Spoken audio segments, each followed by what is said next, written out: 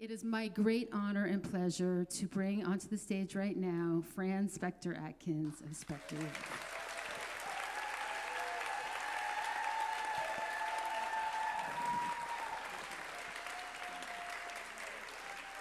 Thank you so much. I'm just so happy to see you all here tonight. It's a very special night for me. I am the artistic director and co-founder of SpectorDance. And my co-founder, my husband, James Atkins, passed away December 23rd, 2018. And I am dedicating this program to his memory. So, yeah. Yeah. He was my biggest supporter. Before I begin, I wanted to say some thank yous. First of all, to Christine Standen and the Sunset Center for having us. It is truly an honor to be performing in this magnificent venue, and we're very, very happy to be here.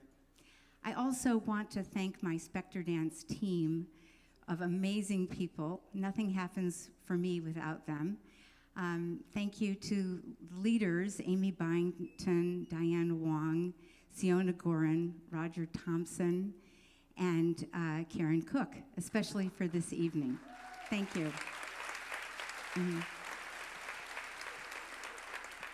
And of course, I want to thank my artistic collaborators and my organizational collaborators.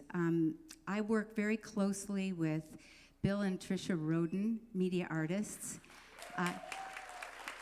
Yes, Kira Schleining and she's the scientist who I've connected with at Monterey Bay Aquarium Research Institute that really gave rise to this whole project. And Baba Brinkman, rap artist from New York City, and also my dancers, my beautiful dancers. The process that I use is very collaborative. And I've discovered through the process of creating Ocean Trilogy that working with others extends not only to the artistic group, but also to the community. And the audience is very important. The funders are very important. All the other organizations in the community, really, that kind of interaction is what I feel we need to deal with the issues that are confronting the ocean. And through the process of creating Ocean Trilogy, I feel like I've had a glimpse into what can happen when people work together and share ideas and come from different perspectives and find new ways to maybe address the issues that are in our community. Ocean Trilogy started with a question: can dance and the arts have an impact on the ocean, on ocean issues, and also on the environment, and also the planet? That's a pretty big question. I mean, if I said to someone, do you think dance is what's going to help our environment and our ocean? Probably they would laugh. But I believe that art and science are a really important partnership. And I believe that dance can communicate science. Good. Thank you. Yeah. Yeah. I believe that dance can spark conversations. And I hope that the conversation doesn't stop here. I hope we take the conversation out beyond this performance and into the community. And I believe in human imagination. Whether you're a scientist or an artist, imagination can give us new ways of looking at things. And I believe that through all human history, human imagination is what has brought us forward. So one of the things that we've done at SpectorDance is we've launched something called Monterey Ocean Arts Fest. 2 weeks ago was our very first of what we hope will be an annual event. We invited artists under the age of 21 to present ocean-themed art in our studio. And we had like 70 artists. And today, in the intermission of the show, you can see 20 of the visual art pieces that are in the lobby of the Sunset Center. And I was just elated because I feel it's my way of passing on this kind of road that I've taken for many, many years to look at how dance and the arts can address issues. This one tonight is ocean issues. So check out during the intermission the beautiful work that was created for young artists for our Monterey Ocean Arts Festival last week. And I think there was one more thing I wanted to share. Well, I am glad you're here tonight, and I really hope that you enjoy the show. And after the show, if anyone's interested, we have a champagne reception at the Carmel Women's Club across the street. So have a wonderful evening and enjoy this beautiful show and this beautiful theater and this beautiful audience. It's just wonderful to see you here, and thank you so much.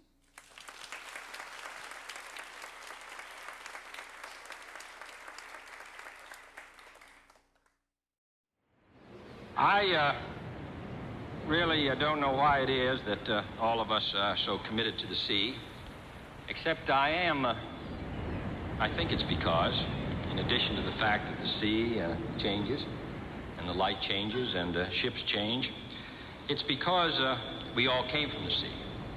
And it is an interesting biological fact that all of us have in our veins the exact same percentage of salt in our blood that exists in the ocean. And therefore, we have salt in our blood, in our sweat, in our tears. We are tied to the ocean. And when we go back to the sea, whether it is to sail or to watch it, we are going back from whence we came.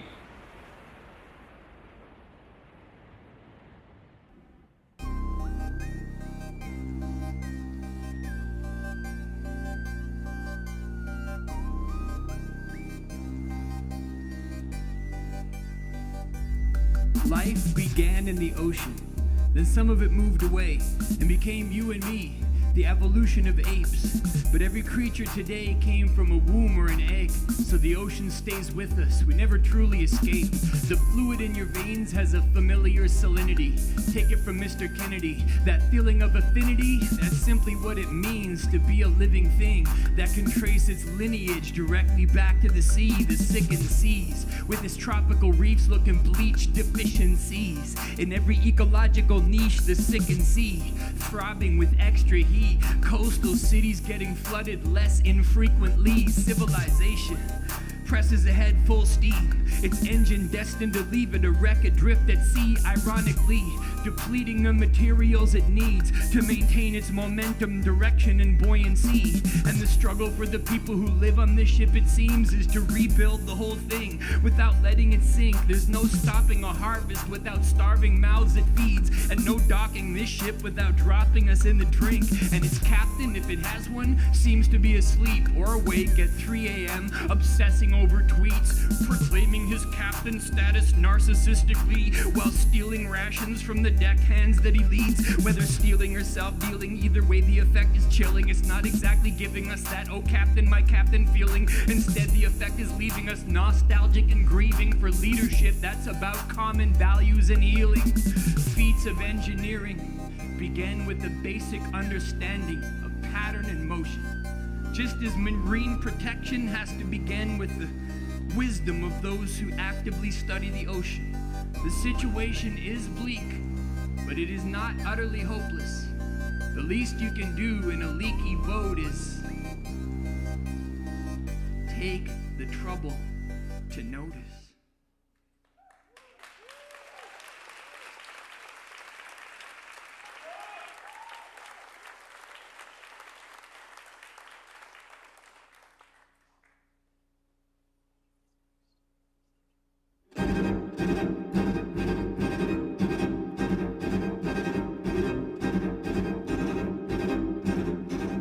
The biggest breakthrough of knowledge that has come perhaps in the history of humankind is the awareness that we have the power to change the nature of nature.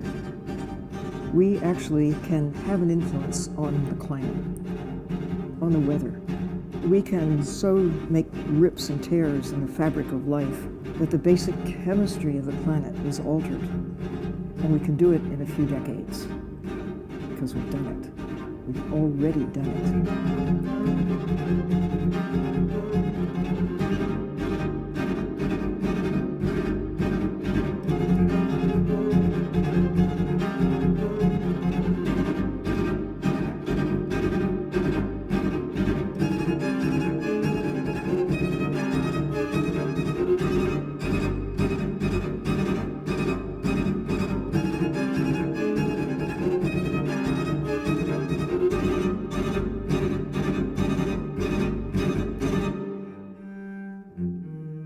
Certainly, the imprint of man is everywhere.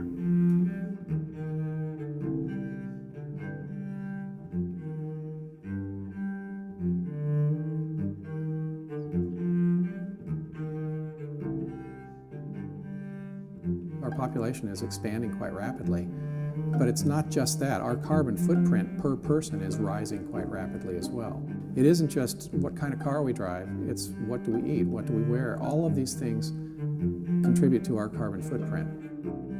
Everything we produce, from the pharmaceuticals we use, to the plastic packaging, to the chemicals on our crops, they don't just exit the earth.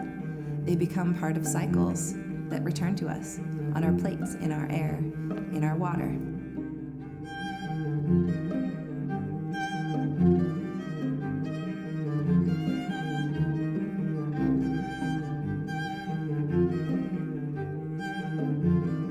The proliferation of plastics in our environment represents consumer convenience.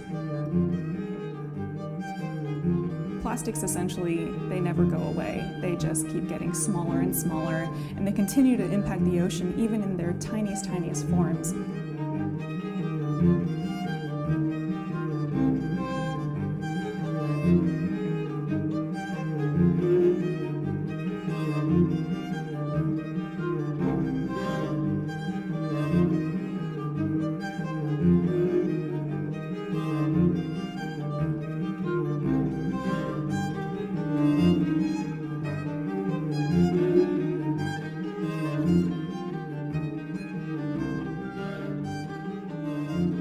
The numbers are quite startling. The invasion of atmospheric CO2 into the ocean, it's now over 1 million tons an hour. The problem is that that has changed the chemistry of the ocean and will change it more severely in the future.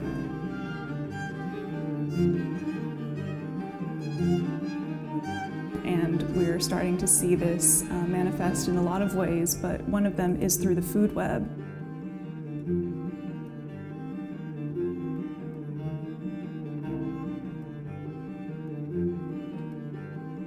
The whole food web is linked.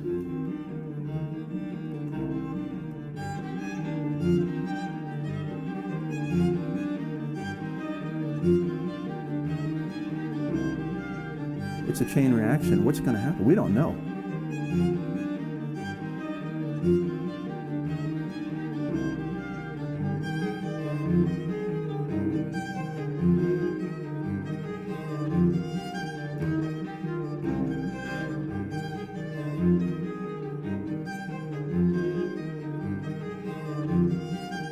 So the loss of anything could have effects on us as humans several years down the road. If you start to look at ecosystems that have lower biodiversity, typically they are more variable, they're less productive, and they're more prone to collapse.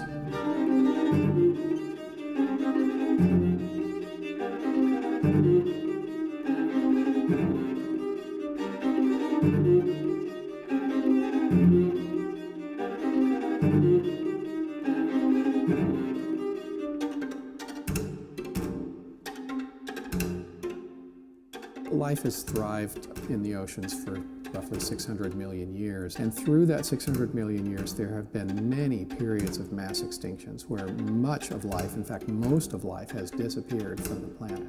But if you look at how long it takes to recover in terms of rediversifying life after those events, it's roughly 10 to 20 million years.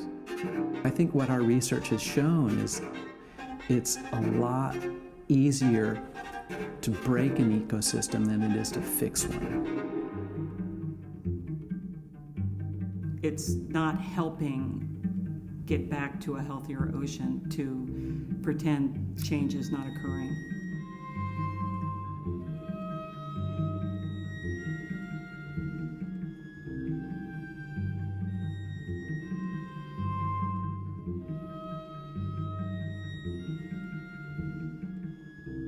And in order to change policy, this needs to be global.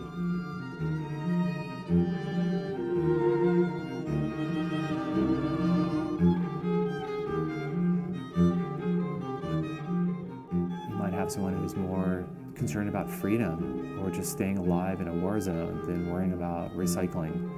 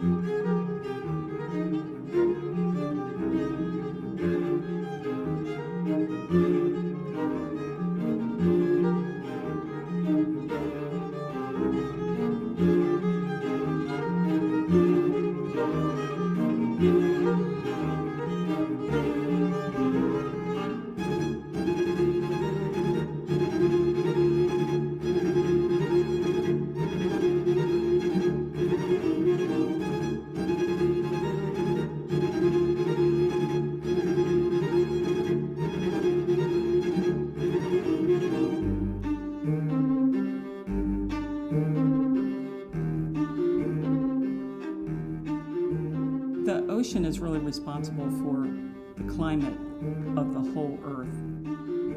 We're changing the atmosphere and the planet and the chemistry of the oceans in ways that haven't occurred for as many as 20 to 30 million years. To rapidly double atmospheric CO2 has major consequences in terms of climate. And this is happening faster than I think most people ever wanted to believe.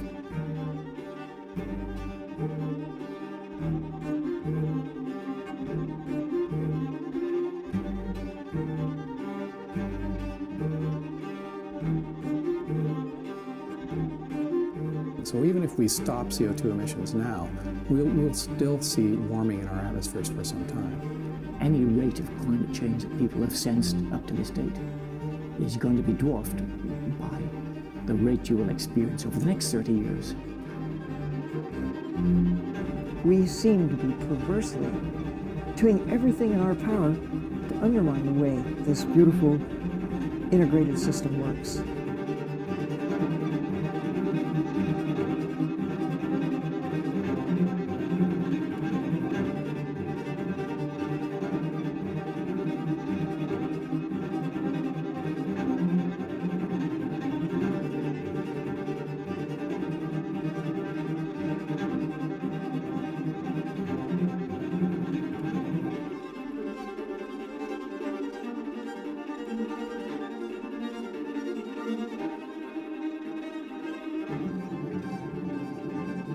We're not stronger than Mother Nature, and she will have her way with us, whether we like it or not.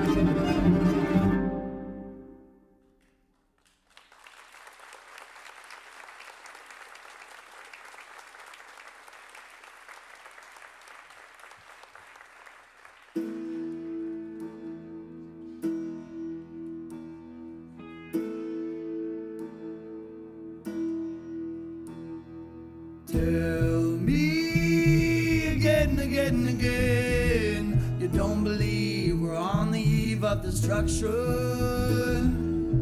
While the seas stayed calm, human beings came and built cities along beautiful seascapes. And those cities' emissions triggered a sea change, heat waves and hurricanes at increased rates. Doesn't it seem strange that we could change the seas with greater ease than we could change these brains? Does it seem strange? Well, that's a sea change, and it's not gonna stop until we change. Step one, don't deny the fact of it. The link is established, just like the tobacco link to cancer is. The science is accurate. Step two, find ways to tackle it. It's actually not a complicated mission. The greenhouse gases are baked into the system, and they only get eliminated when you regulate emissions. But political motivation is missing, and no one is listening. No one's gonna buy an inconvenient truth when they're just getting by, and it's convenient to keep believing comforting lies. But the ocean doesn't sleep if we keep shutting our eyes. As emissions rise, ocean temperatures rise, the sea level increases from heat and melting ice. 1 billion people are by the ocean side. How's a refugee supposed to keep high and dry? Not to mention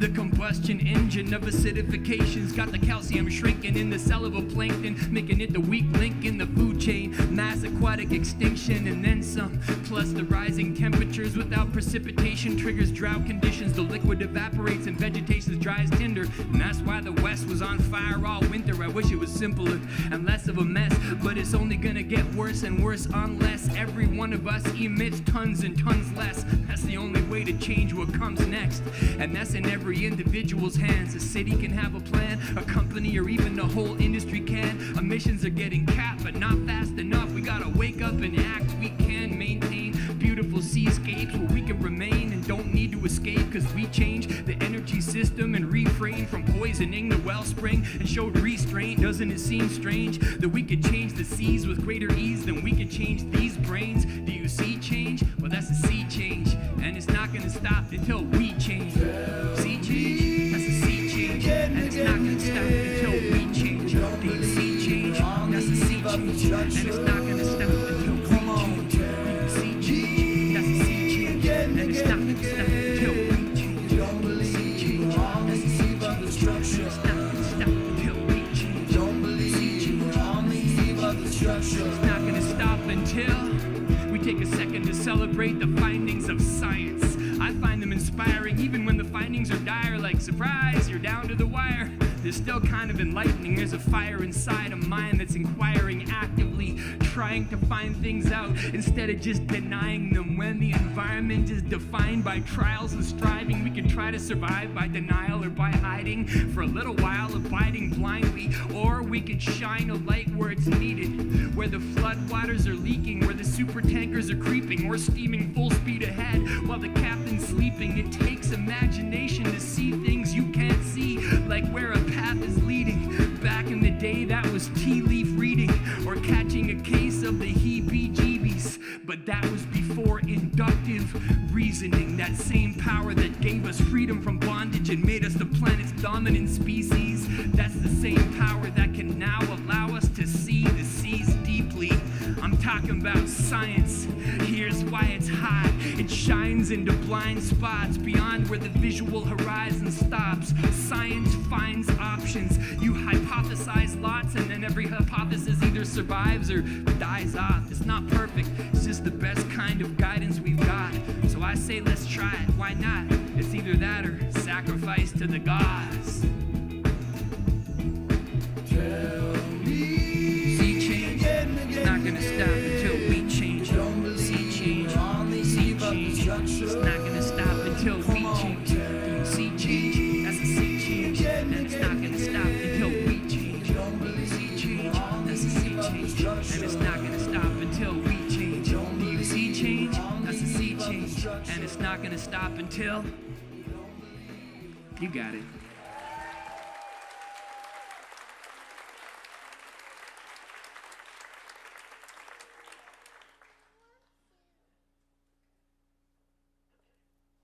And so we need to figure out how we can live in harmony with the earth.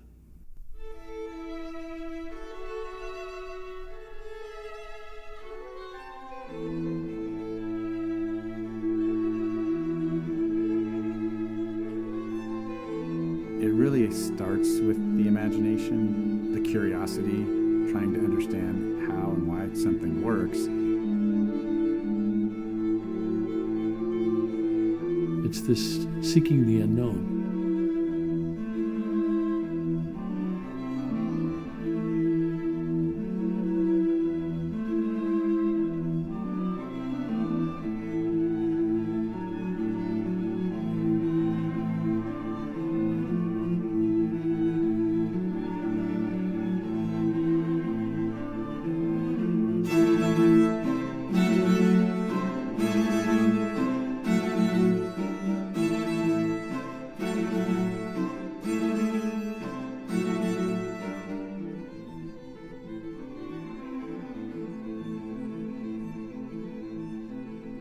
When you think about science, and you think about some of the great scientific discoveries, they're discoveries because something happened that we didn't realize was going to happen. And so the trick then is being able to recognize that. Having that creativity, that imagination to say, aha.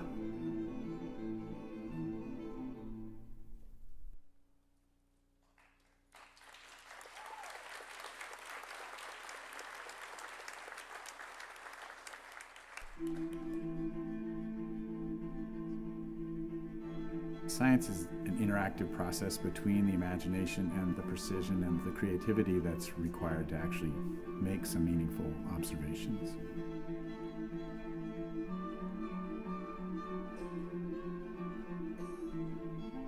We have this peer relationship between scientists and engineers, and so we work very closely with the engineers trying to develop new tools.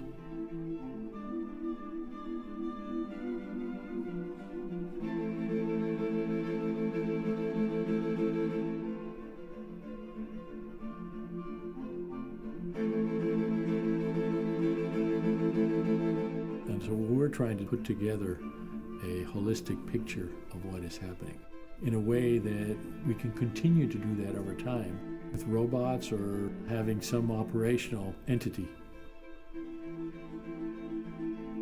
And so to be able to develop things that can be out there, taking measurements when we're not there is really important.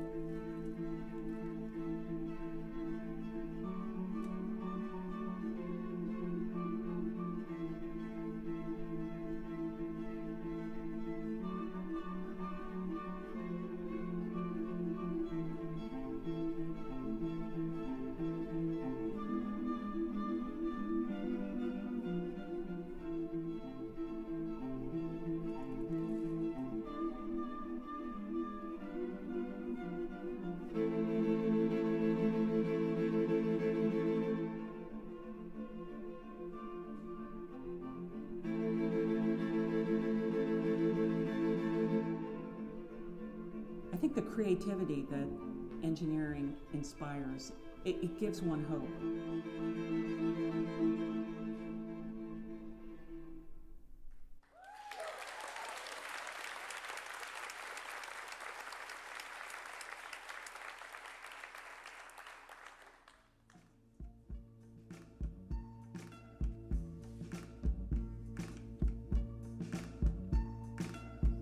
Evolution is genius.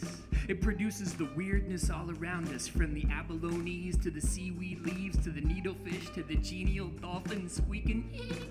Evolution, always moving, always reaching, always finding new designs and solutions seeking. Evolution gave us the brains we need to solve the major problems that we made in the sea. But in the places beneath, in the pitch black deep, nature has a taste for luminosity. Out of all of evolution's inventions, none is as truly impressive or as beautifully inventive as the effervescent universe of bioluminescence. In the sky is a giant battery, and yeah, it's a viable strategy to extract energy and light from it actively, but that is not an option in the pitch black deep, where light never penetrates. Light is not just energy, light is information. It signals animals trade to attract mates or chase predators away, and where light is absent, evolution innovates. It invents ways to begin producing light from cellular chemical change. Imagine being that first inventor intrepid ape to descend into that dismal place, expecting deep underwater to be like outer space, a desolate waste, and then, amazing, it looks like Vegas.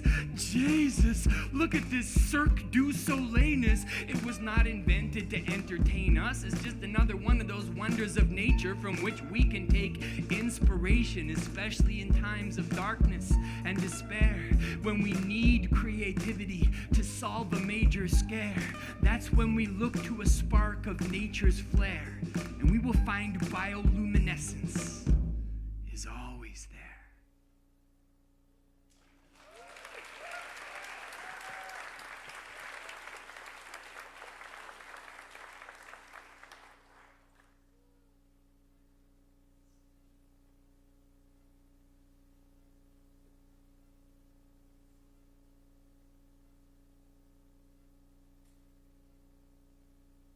But in the ocean, almost everything has the ability to make light. And so our job as researchers is to try to understand what they're doing with that light.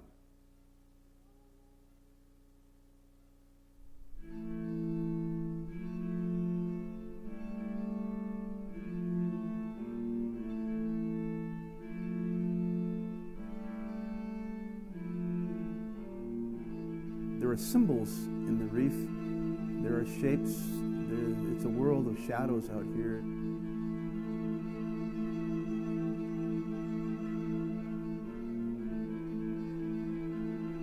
The ability to bioluminesce across the tree of life.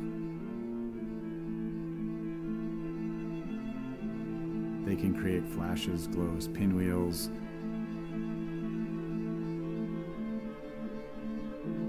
And we think of these organisms as primitive or simple, and yet they have this ability that we can only dream of.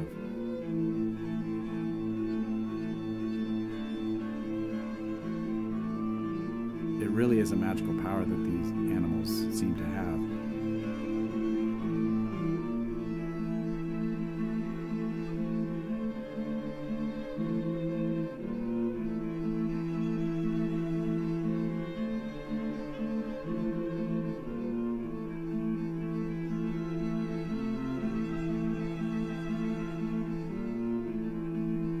The rhythm of the ocean is timeless.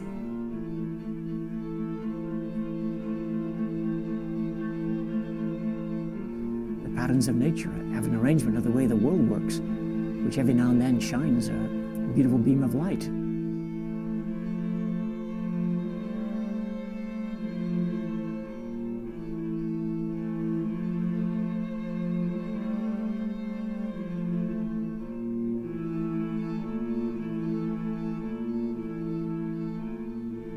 From light comes life. That's the ocean.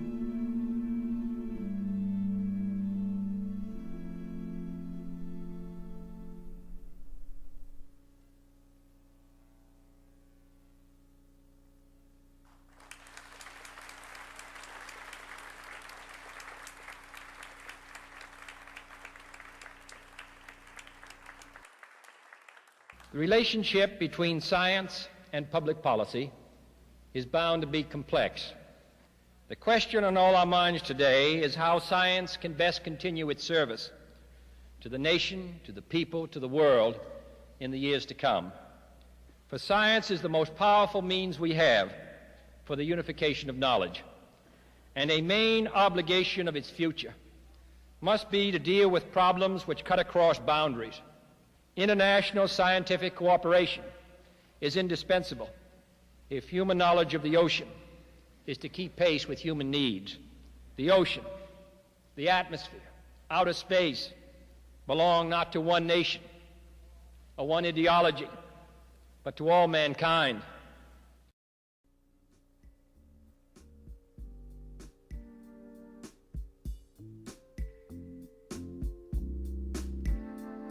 Imagine a single molecule of H2O in a state of solitude. You could not pollute it if you wanted to. You could add an atom or two if you want is true, but after one or two, that would no longer be water that you added to.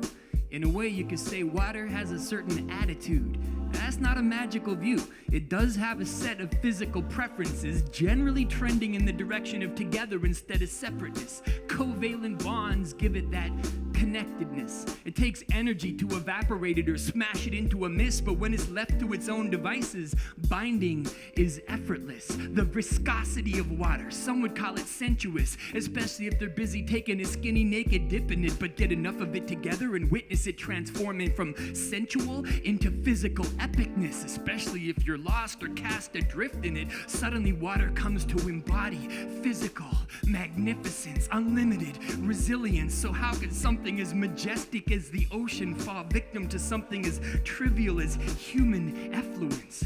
One of you is not enough. This level of pollution will require all of you. 7.2 billion humans all polluting in a way that's water soluble. But as with the pollution, so with the solutions. One of you is not enough to change the future. It takes a large group of creative humans to make a movement. The question is, will we face the music? Do we have the strength to choose this path before our life-giving ocean lays in ruin? Will we drag the clueless down to the water's edge and make them taste the putrid? Do we have the strength to do this? To choose this path? I say let's do this. Thank you.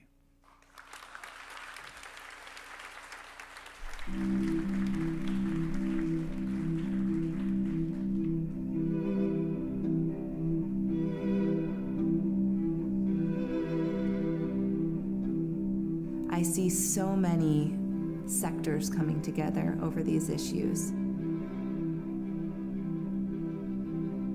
We need to start working together with everybody that we can to get a better sense of how things are going to change and how we can live with in this planet where we have made an imprint.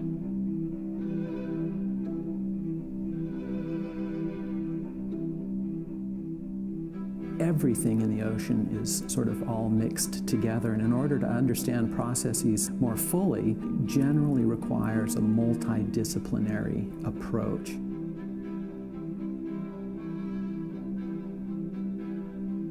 It's about creativity. It's about being with other people that are creative thinkers that can come up with novel approaches to solving problems.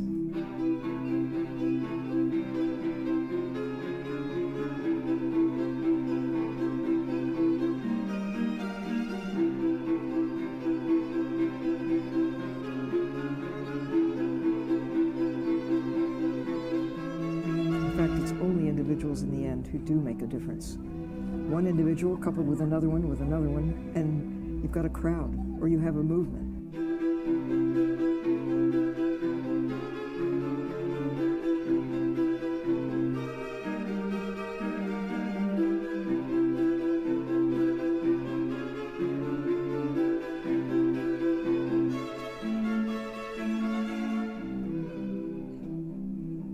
If we could get the people to make themselves heard, the policymakers will have to follow.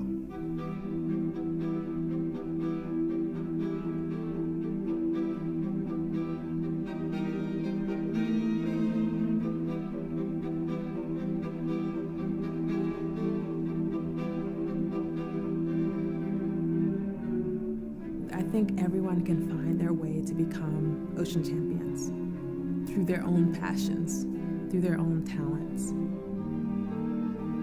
We do have an opportunity to turn this thing around. Every little step we can take is going to be helpful.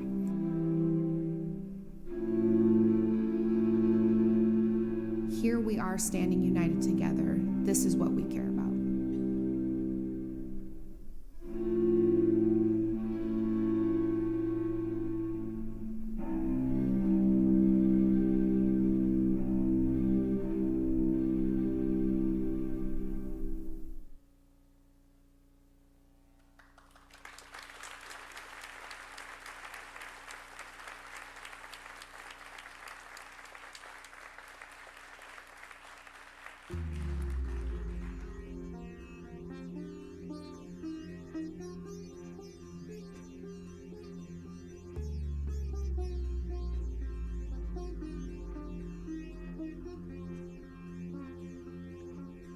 We came from the ocean before we moved away and became human beings, the evolution of apes. But every one of you came from a womb and an egg. So the ocean stays with us. We never truly escape, but we do make it seem easy, being the creative species, producing luxuries cheaply, discounting the future steeply. Acidification, shellfish disintegration, selfish Homo sapien, civilization, like a leaky boat that keeps us afloat while poisoning the garden in which we need to grow. Around and around it seems to go, reap and sow, but now the ocean needs us like it never needed us though. The ocean, it gave us life, it keeps us whole, it provides the only home that countless living creatures know. It gave us our beginnings, it gives us beaches, it shows us places we can go. But now the ocean needs us like it never needed us though. So we can roll our sleeves up, we can speak up, we can wake people up, we can vote, we can make the restoration of our sickened seas a goal.